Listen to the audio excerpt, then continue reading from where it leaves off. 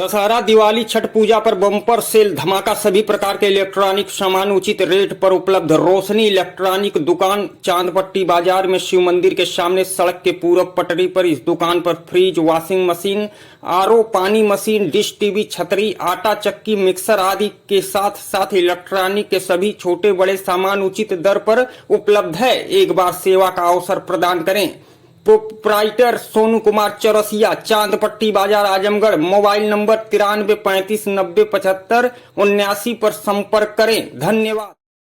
पहले यानी कल तक इन 69,195 छात्रों के अकाउंट में ये धनराशि उनके अकाउंट में कल पहुंच जाएगी। बैंक खुलते ही अकाउंट में पहुंचेगी।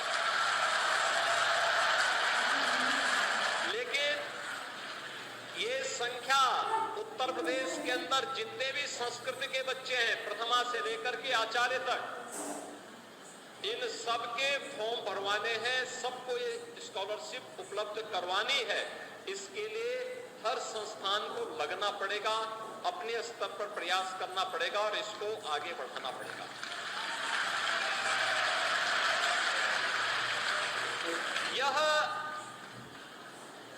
ये भारतीय जनता पार्टी नेतृत्व की, प्रधानमंत्री मोदी जी के मार्गदर्शन और नेतृत्व में चलने वाली डबल इंजन सरकार की भारतीय संस्कृति के प्रति, आपके योगदान के प्रति कृतज्ञता ज्ञापित करने का एक अवसर है। और उस अवसर पर इस छात्रवृत्ति को आपको समर्पित करते हुए मुझे अत्यंत, हम ऐड उन्हीं संस्थानों को देंगे जो अपने यहाँ छात्रावास की व्यवस्था निःशुल्क छात्रों के लिए करेंगे और खाने पीने की व्यवस्था करेंगे।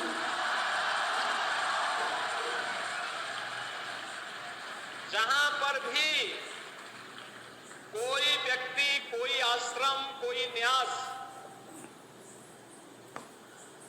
अच्छा छात्रावास बना के देगा, विद्यालय देगा, बच्चों के रहने खाने की निःशुल्क व्यवस्था करेगा, वहां हम अनुदान दे करके उस संस्थान को हम संस्कृत की मान्यता के लिए, अच्छे आचार्यों की नियुक्ति करने के लिए एक स्वतंत्रता भी देंगे। और हमने कहा कि भाई युद्ध स्तर पर प्रदेश भर में इस प्रकार के विद्यालय खोलिए जो गुरुकुल की परंपरा को पुनर्जीवित कर सके।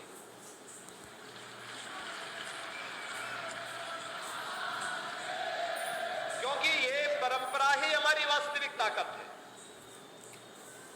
इस परंपरा ने ही भारत को विश्व गुरु के रूप में स्थापित किया। इस परंपरा के कारण ही विपरीत परिस्थितियों में भी भारतीय संस्कृति, हमारी सनातन संस्कृति, तमाम झंझावतों का मुकाबला करते हुए भी आज जीवित बनी हुई है, सुरक्षित है और दुनिया का मार्गदर्शन करने के लिए आज प्रधानमंत्री मोदी जी के, और इसको उसी रूप में आगे बढ़ाने के लिए हम लोगों को अपने स्तर पर प्रयास करना होगा। आज के प्रत्येक समय संस्कृत का उपयोग इस रूप में हम आगे बढ़ा सकते हैं। इसको भारतीय संस्कृति की दृष्टि से भी, वैज्ञानिक भाषा है इस दृष्टि से भी, और ज्ञान विज्ञान की इस भाषा को हम आने वाले समय में भारत की विरासत और भारत की ज्ञान की धरोहर के रूप में मजबूती के साथ आगे बढ़ा सके, इसके लिए अब युद्ध स्तर पर लग करके कार्य करने की आवश्यकता है। मैं पिछले दिनों स्वयं भी यहाँ पे संपूर्णानंद संस्कृत विश्वविद्यालय के प्रांगण में आया था।